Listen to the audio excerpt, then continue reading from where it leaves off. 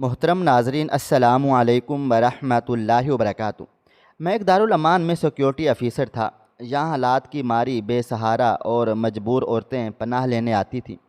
Admin ایک خرناٹ عورت تھی جس کا کام ہی بڑے بڑے لوگوں کو خوش کرنا تھا۔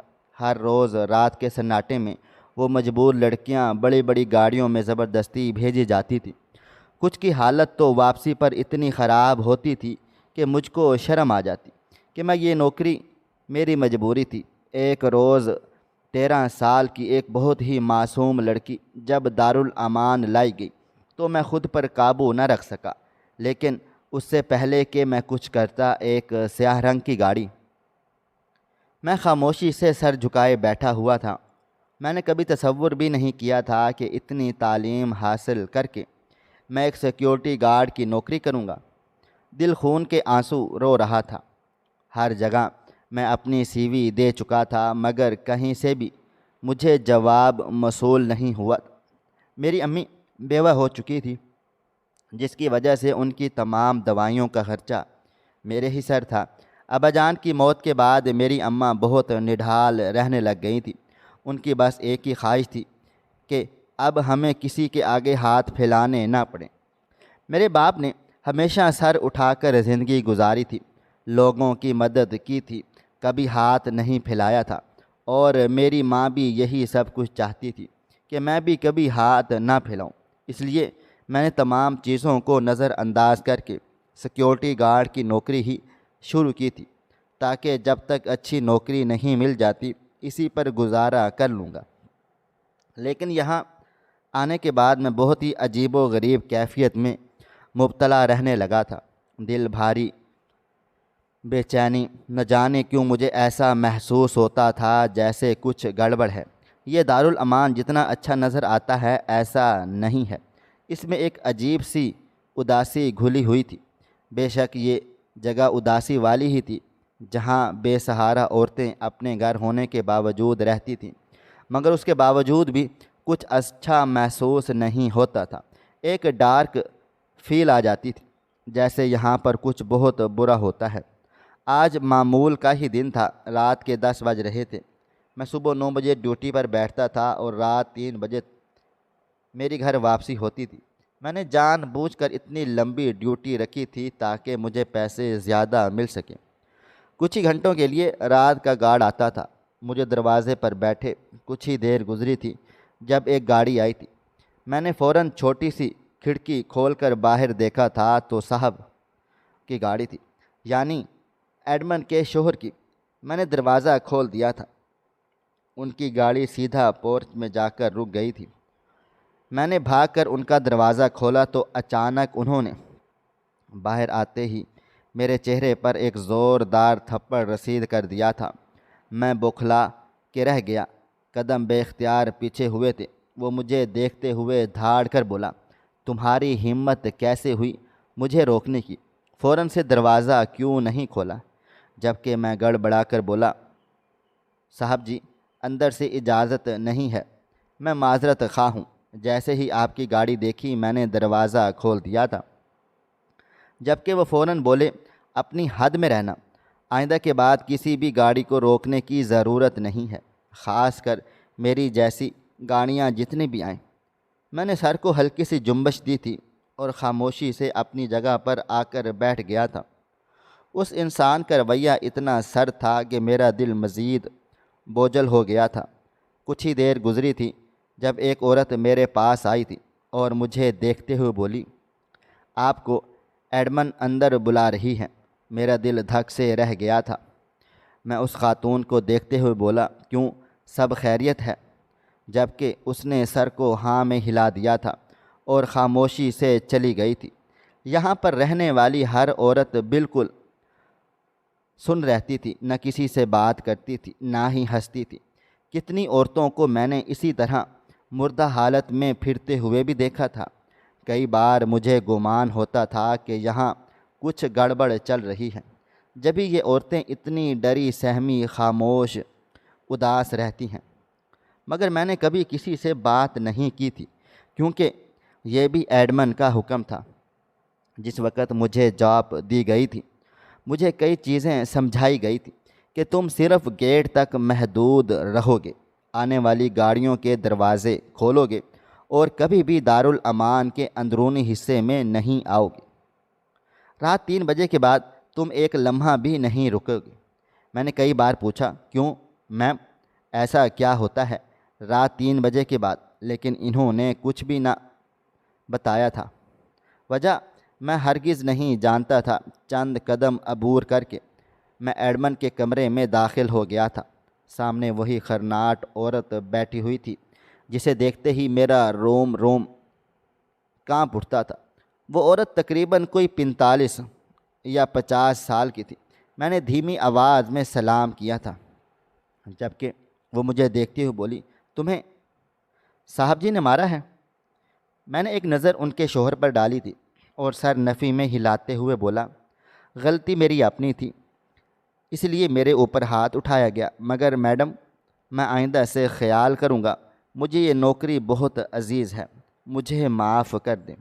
اپنی ماں اور اپنے حال سے میں بہت زیادہ مجبور تھا۔ اگر اس وقت میرا باپ زندہ ہوتا میں ان سب کے گریبان تک پکڑ لیتا، مگر اس وقت میرے ہاتھ بندھے ہوئے تھے۔ مجھے یہ نوکری حال حال میں چاہیے تھی۔ وہ عورت دھیما سا مسکرا دی اور مجھے دیکھتے ہوئے بولی، بہت آگے جاؤ گے تو نظر آ رہا ہے مجھے۔ خیر، میں تمہیں آج کچھ اور دینے کے لیے بلایا ہے۔ میں نے ایک نظر اس عورت پر ڈالی تھی اور بولا، جی حکم کریں میم، کیا کام ہے؟ میرا دل بہت عجیب و غریب سا ہو رہا تھا۔ ایک لمحہ بھی میرا وہاں گزارنا محال تھا، لیکن میں کیا کرتا؟ نوکری کے ہاتھوں میں اتنا مجبور ہو گیا تھا کہ میں ایک لفظ نہیں بول پا رہا تھا۔ وہ عورت مجھے دیکھتے ہوئے بولی، اگر میں تمہاری تنخواہ بڑھا دوں، یعنی ڈبل کر دوں، تو کیا تم 3 بجے کے بعد بھی ٹھہرو گے؟ صبح 6 بجے تک؟ اس کے بعد تم بھلے دوپہر 2 بجے کام پر آنا، تمہیں کوئی بھی نہیں روکے گا۔ میں نے اس عورت کو حیران نظروں سے دیکھا تھا۔ چند لمحے مجھے سمجھ ہی نہیں آیا تھا کہ یہ کیا معاملہ ہے۔ میرا دل کیا کہ انکار کر دوں، لیکن لالچ ہر شے پر غالب آ گئی تھی۔ اگر یہ عورت میری نوکری کے پیسے ڈبل کر دیتی تو مجھے کسی اچھی نوکری کی ضرورت ہی نہیں تھی۔ ہم دو ماں بیٹا تھے۔ مجھے پورے مہینے 50,000 روپے مل جاتے، جس سے ہمارا بہت اچھا گزارا ہو سکتا تھا۔ میں فوراً سے بولا، میم میں صبح 10 بجے تک رک جاؤں گا، آپ حکم کریں۔ میری بات سن کر وہ عورت ایک ادا سے مسکرا دی تھی اور مجھے دیکھتے ہوئے بولی، لیکن ایک بات ہمیشہ ہمیشہ یاد رکھنا، اگر یہاں کام کرنا ہے تو اپنی آنکھیں اور اپنے لب مکمل طور پر بند کرنے ہوں گے۔ جو بھی اس دارالامان میں ہو رہا ہے یہیں تک محدود رہنا چاہیے۔ اگر ایک بات بھی دارالامان سے باہر نکلی تو تمہارا پتہ صاف، نہ تمہیں کہیں اور نوکری ملے گی اور نہ ہی تمہاری یہ نوکری رہے گی۔ سوچ سمجھ کر ابھی کے ابھی فیصلہ کر لو۔ اس عورت نے مجھے عجیب کشمکش میں ڈال دیا تھا۔ آخر ایسا 3 بجے کے بعد کیا ہونے والا تھا، یہ سوچ کر ہی میں چند لمحے کچھ بول نہیں پایا تھا۔ پھر سر جھکا کر بولا، ٹھیک ہے، میں اپنی زبان اور آنکھیں دونوں بند رکھوں گا۔ آپ کی بات کا مطلب میں سمجھ گیا ہوں۔ آپ وعدہ کریں آپ مجھے 50,000 روپے دیں گی؟ اس نے سر کو ہاں میں ہلا دیا تھا اور بولی، اگر مجھے تمہاری کارکردگی پسند آ گئی تو وہ دن دور نہیں جب میں تمہاری تنخواہ لاکھ روپے سے بھی زیادہ کر دوں گی، لیکن تمہیں صرف اپنے کام سے کام رکھنا ہے، یعنی صرف دروازہ کھولنا ہے اور آنے والے لوگوں کو بہت عزت دینی ہے۔ سمجھ رہے ہو تم؟ میں نے کوئی جواب نہیں دیا تھا، بس سر کو ہلکی سی جنبش دی تھی۔ اس عورت نے ایک کانٹریکٹ سائن کروا لیا تھا اور مجھے بطور گارڈ صبح 6 بجے تک تعینات کر لیا تھا۔ آج ہی میرا پہلا دن تھا۔ میں نے فوراً ہی باہر آ کر اپنی امی جان کو اطلاع دی، جبکہ وہ فوراً بولی، ایسا کیا کام ہونے والا ہے جو تمہیں یہ لوگ 3 بجے کے بعد بھی روک رہے ہیں؟ میرا دل گھبرا رہا ہے۔ خاور تم اس نوکری کو چھوڑ کر واپس آ جاؤ، بس 3 بجے تک ٹھیک ہے۔ جبکہ میں فوراً سے بولا، نہیں امی جان، پیسوں کی بہت اشد ضرورت ہے، آپ کا علاج، گھر کا راشن، بجلی گیس کا بل، بہتر ہے کہ میں یہ نوکری کر لوں۔ اور مجھے کیا لینا دینا، میرا کام صرف دروازہ کھولنے کا ہے، اس سے زیادہ اور کوئی نہیں۔ جبکہ میری اماں نے مجھے خوب سمجھا دیا تھا کہ تم واپس آ جاؤ۔ میرا دل نہیں مان رہا، نہ جانے کیوں بہت گھبراہٹ ہو رہی ہے۔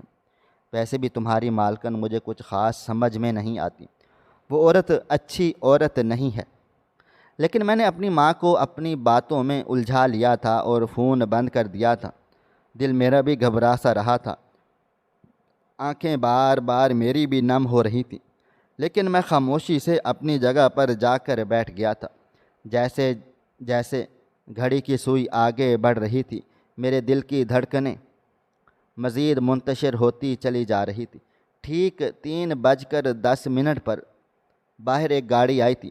میں نے چھوٹی سی کھڑکی سے باہر کو جھانکا تو صاحب کی گاڑی جیسی ہی تھی۔ میں نے فوراً سے دروازہ کھول دیا تھا۔ گاڑی سیدھا پورچ میں آئی تھی۔ میں نے بھاگ کر دروازہ کھولا تو اگلے لمحے میں سانس لینا بھول گیا تھا۔ میں بے اختیار چیخ کر 2 قدم پیچھے کو ہوا تھا، جبکہ ڈرائیور بولا فوراً سے، ارے نکالو اسے، دیر ہو رہی ہے، مجھے دوسری جگہ بھی جانا ہے۔ جبکہ میں فوراً سے بولا، کون ہو تم اور تمہارے ساتھ کیا کر رہی ہے؟ ابھی میں مزید کچھ کہتا اس سے پہلے ہی وہ والڈن باہر آ گئی تھی اور مجھے دیکھتے ہوئے بولی، تمہیں کہا تھا نا کہ اپنی آنکھیں اور اپنی زبان بند رکھنا، مگر لگتا ہے تمہیں میری بات سمجھ نہیں آئی، نکالو اس لڑکی کو۔ جبکہ میں فوراً، میڈم اس کی حالت تو دیکھیں، یہ تو مینا ہے نا۔ لیکن وہ مجھے نظر انداز کیے پچھلی سیٹ سے مینا کو زبردستی گھسیٹ کر باہر نکال چکی تھی، جس کا حال دیکھ کر صاف پتہ چل رہا تھا کہ اس کے ساتھ کیا ہوا ہے۔ وہ ایک تھپڑ مینا کے منہ پر رسید کرتے ہوئے بولی، بہت ڈرامہ کر لیا، اب سیدھی کھڑی ہو نہیں تو یہیں ٹانگیں توڑ دوں گی۔ مگر اس سے کھڑا بھی نہیں ہوا جا رہا تھا۔ اس کے ساتھ بہت ہی خطرناک قسم کی زبردستی کی گئی تھی، جو اس کے چہرے، کپڑے اور بال صاف صاف بتا رہے تھے۔ وہ روتے ہوئے بولی، مجھ سے کھڑا نہیں ہوا جا رہا، میری حالت بہت زیادہ خراب ہو رہی ہے، اندر سے آپ ویل چیئر منگوا دیں، میں نہیں چل سکتی۔ جبکہ وہ عورت ایک زوردار لات مینا کے پیٹ پر مارتے ہوئے بولی، لاتوں کے بھوت باتوں سے نہیں مانا کرتے۔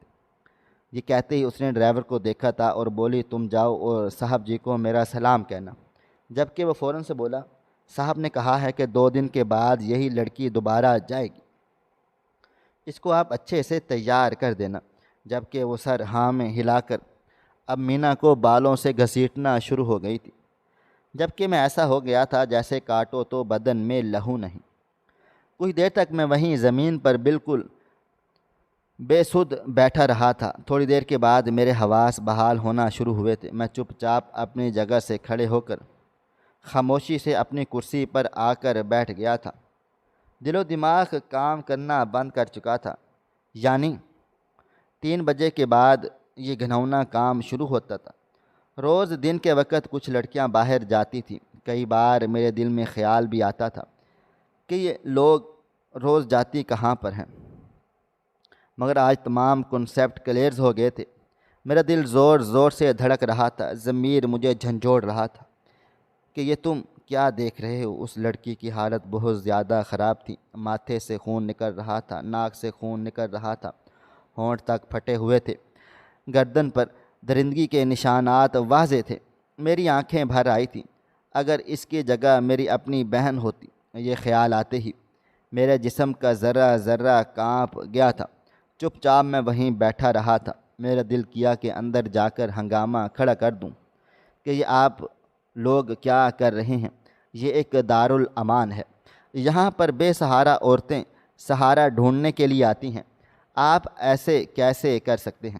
لیکن میں چاروں جانب سے مجبور تھا، میرے پاس اتنے وسائل نہیں تھے کہ میں اتنے بڑے گروہ سے الجھ پاتا۔ جب یہ کام اتنی آسانی سے کیا جا رہا تھا اور ابھی تک یہ لوگ پکڑے نہیں گئے تھے، تو اس کا مطلب یہی تھا کہ ان کے پیچھے بہت بھاری سپورٹ موجود ہے۔ جب سے میں یہاں پر کام کر رہا تھا، تبھی سے دوپہر کے وقت کچھ لڑکیاں چلی جاتی تھیں اور پھر میں نے کبھی بھی ان کی واپسی نہیں دیکھی تھی۔ ہاں، اگلے دن یا کچھ دن کے بعد وہ مجھے دارالامان کی جالیوں کے پاس نظر آ جاتی تھی، چپ چاپ بیٹھے بیٹھے۔ کب 6 بجے اور میری چھٹی کا وقت ہوا، مجھے کچھ پتہ نہ چلا تھا۔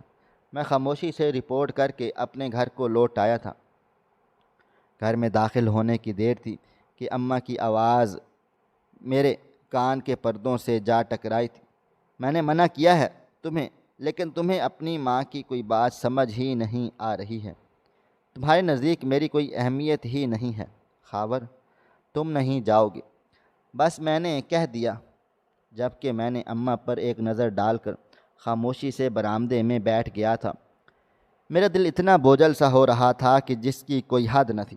اگر اماں منع بھی نہ کرتی تب بھی میں نہیں جاتا۔ میں نے فیصلہ کر لیا تھا، لیکن مجھے معلوم ہی نہ تھا کہ وہ رب مجھ سے کیا کام لینا چاہتا ہے۔ میری خاموشی کو دیکھ اماں میرے برابر میں آ کر بیٹھ گئی تھی اور میرے کندھے پر ہاتھ رکھتے ہوئے بولی، کیا ہوا؟ تم اتنے چپ چاپ کیوں ہو؟ تھک گئے ہو؟ جاؤ آرام کرو، 2 بجے جانا ہے نا، تم آرام سے سو جاؤ، میں کھانا وغیرہ بنا کر رکھوں گی۔ وہ مزید کچھ کہتی اس سے پہلے ہی میں نے انہیں گلے سے لگا لیا تھا۔ نہ جانے کیوں مجھے اپنا آپ بہت کمزور محسوس ہو رہا تھا۔ میرے دل و دماغ میں صرف ایک ہی خیال بار بار آ رہا تھا کہ اگر اس دارالامان میں میری ماں یا بہن ہوتی تو میں کیسے وہ منظر دیکھتا۔ کافی دیر تک میں انہیں گلے لگائے بیٹھا رہا تھا۔ کچھ دیر کے بعد جب میں ان سے علیحدہ ہوا تو ان کی آنکھوں میں آنسو تھے۔ وہ مجھے پیار کرتے ہوئے بولی، کیا ہوا؟ میرے بیٹے کو اتنا اداس کیوں ہو رہا ہے؟ بابا جان کی یاد آ رہی ہے یا پھر کوئی اور بات چیت ہے؟ جبکہ میں بس سر نفی میں ہلا کر خاموشی سے کمرے میں آ کر لیٹ گیا تھا۔ دل اتنا بوجھل تھا اور جسم اتنا تھکا ہوا سا تھا کہ لیٹتے ہی میں کب نیند کی وادیوں میں کھو گیا۔ مجھے کچھ علم ہی نہ تھا، لیکن اگلے ہی گھنٹے گھر میں شور کی آواز سنائی دی۔ میں گہری نیند میں تھا جب کوئی مجھے جھنجھوڑ رہا تھا۔ میں ہڑبڑا کر جاگا تو سر پر میری خالہ کھڑی ہوئی تھی۔ وہ مجھے دیکھتے ہوئے بولی، تم سوتے رہ جاؤ گے اور تمہاری ماں اللہ کو پیاری ہو جائے گی۔ باہر آ کر دیکھو تمہاری ماں کو کیا ہو رہا ہے۔ ان کی بات سن کر میری جان حلق میں اٹک گئی تھی۔ میں دوڑتا ہوا باہر آیا تھا، جبکہ اماں اپنا دل تھام کر زمین پر بیٹھتی جا رہی تھی۔ ان کو اس حالت میں دیکھ کر میرے رونگٹے کھڑے ہو گئے تھے۔ میں فوراً سے ان کی طرف کو بڑھا تھا اور ان کو تھامتے ہوئے بولا، کیا ہوا آپ کو؟ آپ کی طبیعت تو کیا ہو رہا ہے؟ مجھے بتائیں نا۔ مگر وہ کچھ بھی کہنے کی کیفیت میں نہیں تھی۔ ان کا سانس اکھڑتا چلا جا رہا تھا۔ میں نے فوراً سے ایمبولینس بلائی تھی اور اماں کو اپنی گود میں اٹھائے باہر آ گیا تھا۔ ٹھیک 5 منٹ کے بعد ایمبولینس میرے گھر کے دروازے پر تھی۔ میں نے فوراً سے اماں جان کو اس میں منتقل کر دیا تھا اور ہم ہسپتال پہنچے تھے۔ ایمرجنسی میں اماں کو فوراً لے کر گئے تھے۔ تھوڑی دیر کے بعد معلوم ہوا کہ اماں کی طبیعت بہت ناساز ہے، انہیں ہارٹ فیل ہوا ہے۔ اگر ان کا بہتر علاج نہیں کروایا گیا تو میں اپنی ماں کو کھو دوں گا۔ یہ الفاظ نہیں نشتر تھے جو میرے دل میں چبھ گئے تھے۔ بابا جان کے جانے نے میری ماں کو مکمل توڑ دیا تھا۔ میں نے فوراً سے فیصلہ لیا تھا کہ میں دن رات ایک کر دوں گا، لیکن اپنی ماں کو بہتر سے بہترین علاج میسر کروں گا۔ میں جانتا تھا یہ قدم میرے لیے بہت مشکل ہوگا، لیکن میں نے فیصلہ لے لیا تھا کہ وہ جو کرتی ہیں وہ ان کا فعل ہے، انہیں اپنی قبر میں جواب دینا ہے۔ میں صرف وہاں پر نوکری کرتا ہوں، وہاں کا مالک نہیں۔ کئی باتیں سوچ کر میں نے اپنے دل کو سمجھا لیا تھا اور ٹھیک 2 بجے اپنے کام پر پہنچ گیا تھا۔ ابھی میں اپنی ڈیوٹی پر بیٹھا ہی تھا جب ایک لڑکی میرے پاس آئی تھی اور مجھے دیکھتے ہوئے بولی، آپ کو وارڈن اندر بلا رہی ہیں۔ میں نے سر کو ہلکی سی جنبش دی تھی اور اپنی وردی ٹھیک کر کے ان کے کمرے کی طرف بڑھ گیا تھا۔ میں اندر داخل ہوا تو سامنے ہی وہ کھڑی ہوئی تھی، ہاتھ میں کافی کا مگ تھا رکھا تھا۔ اس عورت کے چہرے کو دیکھ نہ جانے کیوں مجھے سخت غصہ چڑھا ہوا تھا، لیکن میں نے خود میں قابو رکھ کر اپنا سر ہی جھکا لیا تھا۔ وہ مجھے دیکھتے ہوئے بولی، کل جو تم نے تماشا لگایا ہے اس کا کوئی ایکسپلینیشن ہے تمہارے پاس؟ ان کی بات سن کر میں فوراً سے بولا، میں معذرت خواہ ہوں، وہ منظر میری آنکھوں کے سامنے پہلی بار آیا تھا، اس لیے اسی طرح کا رد عمل دے دیا، لیکن اب آپ کو کسی بھی قسم کی شکایت نہیں ملے گی۔ آپ کو میرے لب خاموش ہی ملیں گے۔ آپ جو کرنا چاہتی ہیں آپ کر سکتی ہیں، مجھے اس چیز سے کوئی فرق نہیں پڑتا۔ مجھے صرف اور صرف پیسے چاہیے ہیں، اور پیسوں کے لیے میں کچھ بھی کرنے کو تیار ہوں۔ میری بات سن کر وہ عورت مسکرا دی تھی اور مجھے دیکھتے ہوئے بولی، بہت خوب، مجھے یہی اندازہ تھا کہ تمہارا پہلا رد عمل یہی ہوگا، لیکن اب یاد رکھنا اگر دوبارہ ایسا کچھ بھی ہوا تو میں تمہیں یہاں سے نکال دوں گی۔ وہ تمہاری معمولی جاب بھی چلی جائے گی، سمجھ رہے ہو نا؟ جب کہ میں نے کوئی جواب نہ دے پایا تھا، بس سر کو ہلکی سی جنبش دے کر اپنا آپ ان کے سامنے بالکل گرا لیا تھا۔ اس عورت نے مجھے جانے کا اشارہ کر دیا تھا۔ میں خاموشی سے اپنی جگہ پر جا کر بیٹھ گیا تھا۔ شام ہوتے ہی 4 لڑکیاں گاڑی میں بیٹھ کر نکل گئی تھیں۔ مجھے معلوم تھا کہ اب رات 3 بجے کے بعد ان کی واپسی ہوگی تو آسان بات نہیں ہوگی۔ وقت دھیرے دھیرے گزرتا چلا جا رہا تھا۔ جیسے جیسے سوئیاں آگے بڑھ رہی تھیں، میرے دل کی دھڑکنیں منتشر ہوتی چلی جا رہی تھیں۔ ٹھیک 3 بجے کے بعد اچانک گاڑی باہر آئی تھی۔ میں سمجھ گیا تھا کہ اب کیسا قیامت خیز منظر مجھے اپنی آنکھوں سے دیکھنا ہے۔ میں نے اپنے ہاتھوں سے دروازہ کھولا تھا اور ایک کے بعد ایک گاڑی پورچ میں رک گئی تھی۔ میرا دل مزید گھبرا سا گیا تھا۔ میں نے آگے بڑھ کر گاڑیوں کے دروازے کھولے تو اگلے لمحہ میرا سانس رک سا گیا تھا۔ اندر بھی 4 لڑکیاں بیٹھی ہوئی تھیں۔ ان کی حالت دیکھنے لائق تھی، جس طرح ان کو ذلیل و رسوا کیا گیا تھا۔ میں سمجھ گیا تھا کہ یہ معصوم کسی درندے کے حوالے ہی کی گئی تھی، جس نے اپنی ہوس مٹا کر ان کو مرنے کے لیے چھوڑ دیا تھا۔ اندر سے فوراً ہی کچھ لڑکیاں بھاگتی ہوئی آئی تھیں اور ان 4 کو سنبھال کر اندر لے کر جا رہی تھیں۔ میرا دل خون کے آنسو رونے لگا تھا۔ آنکھوں سے کب آنسو بہہ گئے تھے مجھے خود پتہ ہی نہیں چلا تھا۔ میں چپ چاپ اپنی جگہ پر آ کر بیٹھ گیا تھا۔ دل اتنا غم زدہ تھا کہ جس کی کوئی حد نہ تھی۔ وقت دھیرے دھیرے گزرتا چلا جا رہا تھا۔ 6 بجے کے وقت جب میں رپورٹ کر کے اپنے گھر کی جانب نکل رہا تھا، جب اچانک کسی نے مجھے پیچھے سے پکارا تھا۔ میں نے پلٹ کر دیکھا تو مینا کھڑی ہوئی تھی۔ اس کے سر پر پٹی بندھی ہوئی تھی، ہونٹ پر زخم کا خرنٹ موجود تھا۔ وہ میرے پاس آ کر کھڑی ہو گئی تھی اور مجھے دیکھتے ہوئے بولی، کیسے ہو؟ میرے پاس جواب دینے کے لیے الفاظ ہی موجود نہ تھے۔ میں بالکل خاموشی سے اس معصوم کا زخموں سے بھرا چہرہ دیکھے جا رہا تھا۔ وہ مجھے دیکھتے ہوئے بولی، افسوس ہے مجھے کہ تم بھی اس غلیظ کھیل کا حصہ بن گئے تھے۔ مجھے لگا تھا کہ تم کم از کم ہمارے لیے کوئی قدم اٹھاؤ گے، جس طرح سے تم نے رد عمل دیا تھا، مگر پیسوں کے پیچھے سبھی ہوس کے پجاری بن جاتے ہیں۔ لیکن مجھے بہت تمہارا افسوس ہے، تم بھی ایسے ہی نکلے۔ تم نے میرا مان توڑ دیا ہے۔ خاور یہ کہتے ہی وہ واپس اندر کو چلی گئی تھی، جبکہ میرا سر شرم سے جھک گیا تھا۔ میں کیا کرتا ہوں؟ میں خود بھی بہت مجبور تھا۔ اگر میری ماں کی بیماری میرے ساتھ نہ ہوتی تو شاید میں واقعی یہ نوکری چھوڑ کر چلا جاتا، یا کم از کم ان لوگوں کے لیے کوئی قدم ضرور اٹھاتا۔ میں نے فی الحال اپنے کان اور دماغ مکمل طور پر بند کر دیا تھا۔ میں گھر پہنچا تو میری ماں کی طبیعت ویسی ہی تھی۔ ان کی طبیعت میں کوئی سدھار نہیں آیا تھا۔ کل تک تو وہ بالکل ٹھیک ٹھاک تھی، لیکن اچانک سے ان کے ساتھ کیا ہو گیا تھا مجھے کچھ بھی سمجھ میں نہیں آ رہا تھا۔ میں ان کا بہتر سے بہترین علاج کروانا چاہتا تھا۔ پورا وقت میں اپنی ماں کے پاس ہی بیٹھا رہا تھا۔ تھوڑی دیر کے بعد ان کے پہلو میں ہی لیٹ کر میں نے اپنی نیند پوری کی تھی اور 2 بجے کے وقت میں دوبارہ تیار ہو کر اپنے کام کے لیے نکل گیا تھا۔ وہ عورت مجھے 50,000 روپے دے رہی تھی۔ یہ کوئی معمولی رقم نہ تھی اور مجھ جیسے غریب انسان کے لیے یہ بہت بڑی رقم تھی۔ آج بھی معمول کے مطابق ہی شام 6 بجے کے درمیان لڑکیاں اپنے مقصد سے بھیج دی گئی تھیں۔ مجھے معلوم تھا یہ لڑکیاں کن کے پاس چلی جاتی ہیں، یقیناً ان فاؤنڈیشن والوں کے پاس ہی جاتی ہوں گی جو دارالامان چلانے کے پیسے دیتے تھے۔ وقت دھیرے دھیرے گزرتا چلا جا رہا تھا، 10 دن کا عرصہ بیت گیا تھا۔ 5 دن کے بعد مجھے سیلری ملنے والی تھی۔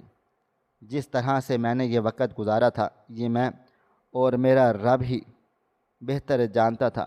مجھے جتنی بے چینی ہوئی تھی صرف میری ذات کو معلوم تھی کہ میں نے کتنا کچھ برداشت کیا تھا۔ میری امی جان کی طبیعت دن بدن خراب ہوتی جا رہی تھی۔ ایسا کیوں ہو رہا تھا میں نہیں جانتا تھا۔ ڈاکٹرز کا کہنا تھا کہ ہم بھرپور علاج کر رہے ہیں۔ کچھ پیسے میں نے والڈن سے بھی لیے تھے جو میں سیلری ملنے کے وقت کٹوانے والا تھا۔ آج معمول کا ہی دن تھا۔ 4 بجے کے وقت میں نے اپنی نظر دارالامان کے دروازوں پر چیخوں پکار سنی گئی تھی۔ میں نے گھبرا کر اس طرف کھڑے ہو کر دیکھا، وہاں پر کوئی 13 یا 14 سال کی ایک بچی بری طرح سے رو رہی تھی۔ مجھے نہیں جانا، مجھے نہیں جانا، میرے ساتھ ایسا ظلم مت کریں میڈم، اللہ کے لیے میرے ساتھ ایسا نہ کریں، میں آپ کی بیٹیوں کے جیسی ہوں۔ مگر وہ عورت اسے گھسیٹ رہی تھی۔ ایسا کیوں ہو رہا تھا مجھے کچھ بھی سمجھ میں نہیں آ رہا تھا۔ اس کے پیچھے 2 لڑکیاں اور بھی تھیں جو بالکل خاموشی سے چل رہی تھی، مگر وہ لڑکی کسی قیمت پر بھی ہاتھ نہیں آنا چاہتی تھی۔ مگر وہ والڈن بھی کسی سے کم نہ تھی، جان میں کافی اچھی خاصی تھی، اس لیے اسے آرام سے اس لڑکی کو گھسیٹ رہی تھی۔ میرا دل عجیب و غریب کیفیت کا شکار ہو رہا تھا۔ گاڑیاں تیار ہو چکی تھی، بڑی لڑکیاں بیٹھ گئی تھیں، جبکہ والڈن اس لڑکی کا جبڑا دبوچتے ہوئے بولی، زیادہ ہوشیاری کرنے کی ضرورت نہیں ہے اور نہ ہی اتنا زیادہ شور شرابہ مچاؤ، جانا تو تمہیں ہر حال میں پڑے گا۔ میں تمہارے نام کے پیسے لے چکی ہوں، اس لیے چپ چاپ بیٹھو۔ اندر یہ دیکھتے ہی مجھے دیکھا تھا اور بولی بلند آواز میں، خاور ادھر آ کر اسے گاڑی میں ڈالو، جلدی کرو۔ جبکہ میں گھبرائے ہوئے قدموں کے ساتھ اس بچی کی طرف بڑھا تھا، وہ بچی میرے آگے ہاتھ جوڑتے ہوئے بولی، خاور بھائی ایسا مت کریں، خدا کے لیے ایسا مت کریں، اللہ تعالیٰ کو ایک مانیں، آپ کی بھی بہن ہوگی، ماں ہوگی، انہی کے صدقے مجھے بخش دیں، اس عورت سے مجھے نجات دلا دیں، مجھے نہیں جانا، میں یہ گندا کام نہیں کرنا چاہتی۔ اس کی سسکیاں میرا ضمیر جھنجھوڑ رہی تھی، جبکہ وہ عورت مجھے دیکھتے ہوئے بولی، خاور دیکھ کیا رہے ہو، جلدی کرو، دیر ہو رہی ہے، ان لوگوں کو نکلنا ہے، کیا تمہیں نہیں پتہ؟ جبکہ میں مزید ہلکان ہو گیا تھا، میرا سر بھاری ہو رہا تھا، میرا دل چاہ رہا تھا کہ اس کا ہاتھ تھام کر گاڑی میں بٹھا دوں۔ میرے لیے کوئی مشکل بات نہیں تھی، مگر میں ایک قدم آگے نہیں بڑھا پا رہا تھا۔ اندر موجود ضمیر مجھے اس طرح سے جھنجھوڑ رہا تھا کہ اگر میں اس لڑکی کے ساتھ کچھ بھی غلط ہونے دیا تو میں یہیں پھڑک کر مر جاؤں گا۔ مجھے وہ وقت یاد آیا تھا جب میں نے مینا کو دیکھا تھا اور میرے دل و دماغ میں صرف ایک ہی خیال آیا تھا کہ اگر اس کی جگہ میرے گھر کی عورت ہوتی تو میں کیسے برداشت کرتا، اور اگلے ہی لمحے میرے وجود نے یہ سب دیکھنے سے بھی انکار کر دیا تھا۔ میں آگے بڑھا تھا اور اس بچی کو پکڑنے کی بجائے میں نے ایک زوردار تھپڑ اس والڈن کے چہرے پر مارا تھا اور اس معصوم 13 سالہ بچی کو اپنے پیچھے کرتے ہوئے اپنے ہاتھ میں موجود بندوق اس عورت پر تان دی تھی اور غصے سے چیختے چلاتے ہوئے کہا، اگر تمہاری آواز بھی نکلی تو خدا کی قسم تمہیں یہیں زمین میں زندہ گاڑ دوں گا۔ تم ابھی میرے قہر سے واقف نہیں ہو، بہتر ہوگا کہ چپ چاپ کھڑی رہو۔ جبکہ وہ مجھے دیکھتے ہوئے بولی، میں تمہیں 1 روپیہ بھی نہیں دوں گی، سیلری کا بھی تم مجھے جانتے نہیں ہو۔ جبکہ میں اس عورت کو دیکھتے ہوئے بولا، نہیں چاہیے، یہ حرام کی کمائی۔ مجھے سمجھ آ گیا ہے کہ میری ماں کی طبیعت اس لیے تو ٹھیک نہیں ہو رہی کیونکہ میں حرام کام جو کر رہا ہوں، اپنے سامنے غلط کام ہوتا ہوا دیکھ کر آنکھیں بند کر کے بیٹھا ہوا ہوں۔ یہ کہتے ہی میں نے اپنا موبائل فون نکالا تھا اور اس بچی کی طرف بڑھاتے ہوئے بولا، جلدی سے پولیس کو کال کرو، آج اس عورت کا ہم بھانڈا پھوٹ کر ہی رہیں گے۔ اندر سے کافی ساری عورتیں باہر آ گئی تھیں اور گاڑی میں بیٹھی ہوئی لڑکیاں بھی باہر آ کر تماشا ملاحظہ کرنے لگ گئی تھیں۔ اس چھوٹی بچی نے فوراً ہی پولیس کو کال کر کے اطلاع دے دی تھی۔ ٹھیک کوئی 10 منٹ کے بعد 4 موبائل وینیں دارالامان کے باہر آ کر رک گئی تھیں۔ فوراً ہی تمام پولیس اہلکار اندر داخل ہونا شروع ہو گئے تھے۔ ابھی تک میں نے اس عورت کو بندوق کی نوک پر رکھا ہوا تھا۔ اندر آتے ہی 2 لیڈی کانسٹیبل نے اسے تھام لیا تھا، جبکہ وہ بچی اس پولیس افسر کو دیکھتے ہوئے بولی، میرا نام ماہنور ہے، میں یہاں پر سہارا ڈھونڈتے ہوئے چلی آئی تھی کیونکہ میرے ماں باپ مر چکے ہیں اور بہن بھائیوں نے ساتھ چھوڑ دیا ہے، لیکن یہ درندہ صفت عورت ہم بے سہارا لڑکیوں کو اور عورتوں کو غلط جگہوں پر بھیجتی ہیں تاکہ اسے زیادہ سے زیادہ پیسہ مل سکے۔ یہ دارالامان نہیں، یہ کوٹھا چلا رہی ہیں، اس کو معافی نہیں ملنی چاہیے، اس کو سخت سے سخت سزا ملنی چاہیے۔ جبکہ اس کی گواہی پر اسے فوراً سے اریسٹ کر لیا گیا تھا۔ وہ عورت ابھی بھی ڈرانے دھمکانے میں لگی ہوئی تھی، شاید میں اس کی طرف دھیان نہیں دے پا رہا تھا۔ میں نے بھی چشم دید کی گواہی دی تھی اور کافی ساری لڑکیاں بھی آگے آ کر اپنا بیان دے چکی تھی۔ اس عورت کو فوراً سے ہی گرفتار کر لیا گیا تھا۔ مجھے نہیں معلوم تھا کہ میرا یہ قدم میری زندگی سنوار دے گا۔ 2 دن کے بعد ہی پوری میڈیا کے سامنے یہ سارا معاملہ آ چکا تھا۔ اس عورت کو کڑی سے کڑی سزا مل گئی تھی اور کچھ لوگوں کو بھی پکڑا گیا تھا جو منظر عام پر آ چکے تھے، جبکہ مجھے حکومت نے ایک بہت بڑے اعزاز سے نواز ڈالا تھا، جس کی بدولت میں اتنا بڑا کارنامہ روک دیا گیا۔ مجھے ایک بہترین جگہ سے نوکری کی آفر بھی مل گئی تھی، 50,000 روپے میں تنخواہ مل رہی تھی۔ مجھے اب سمجھ آ گیا تھا کہ 50,000 روپے مجھے ملنے تھے، میرے نصیب میں لکھا تھا، لیکن حرام طریقے سے نہیں، حلال طریقے سے۔ جیسے ہی یہ تمام کام نپٹے، میری ماں کی طبیعت بھی بہتر ہونا شروع ہو گئی تھی۔ مجھے سمجھ آ گیا تھا کہ میرے چپ رہنے کی وجہ سے مجھ پر ایسی مصیبت آ رہی تھی۔ میں جتنا رب کا شکر ادا کروں اتنا کم ہے کہ اس رب العالمین نے مجھے عقل سے نواز دیا، ورنہ نہ جانے کتنی لڑکیوں کی زندگی تباہ و برباد ہوتی رہتی اور ہم جیسے لوگ خاموش تماشائی بنے ان کو اذیت میں دیکھتے رہتے۔ ناظرین، آپ کو ہماری آج کی کہانی کیسی لگی؟ کومنٹ باکس میں اپنی رائے کا اظہار کریں۔ خواہش صرف اتنی ہے کہ کچھ الفاظ لکھوں جس سے کوئی گمراہی کے راستے پہ جاتے جاتے رک جائے، اور نہ بھی رکے تو سوچ میں ضرور پڑ جائے۔ دوستو، امید کرتا ہوں کہ آپ کو یہ ہماری کہانی پسند آئی ہوگی۔ کہانی پسند آئی ہو تو ویڈیو کو لائک کریں، کومنٹس کریں، شیئر کرنا بالکل بھی نہ بھولیں۔ اور ہاں، اگر آپ لوگ اس چینل پر نئے ہیں تو اس چینل کو سبسکرائب ضرور کر لیں اور نوٹیفیکیشن کو ضرور دبا دیں تاکہ آنے والی کہانی سب سے پہلے آپ کو مل سکے۔ ملتے ہیں کل ایک نئی اور دلچسپ کہانی کے ساتھ، تب تک اپنا ڈھیر سارا خیال رکھیے گا۔ اللہ حافظ۔